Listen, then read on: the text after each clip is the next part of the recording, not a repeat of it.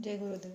ज्यांच्या घरात परडी आहे, ज्या भोळ्या भक्तीने आहेत, ज्यांना काही मंत्र वगैरे काही मिळालेलं नाही आहे किंवा त्या गुरुकडे जात नाही, कोणाकडे बघायला जात नाही आहेत, घरीच असतात, पण आईचं नामस्मरण कसं करायचं, भक्ती कशी करायची हे जर त्या भोळ्या भक्तीने जर माहिती नसेल तर त्यांच्यासाठी एक मी मंत्र सांगते. त्या मंत्राने त्यांना सुख शांती लागेल व घरात काय अडचणी असतील त्या पण त्यांच्या दूर होतील. तर हा मंत्र नक्की जप करा. या मंत्राने तुम्हाला घरात सुख शांती पण लागेल, काय अडचणी असतील त्या पण कमी होतील.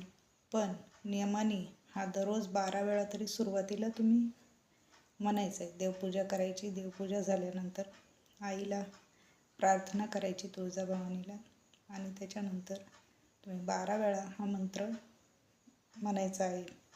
ओम बंधुमुक्ताय नमः, ओम बंधुमुक्ताय नमः, असा हा मंत्राचा जप करायचा आहे. त्याच्याने तुम्हाला खूप शांतता लागेल आणि घरातलं वातावरण पण चांगलं होईल. थोड्या दिवसातच फरक पडेल. तर हे नियमाने करा. जय गुरुदेव.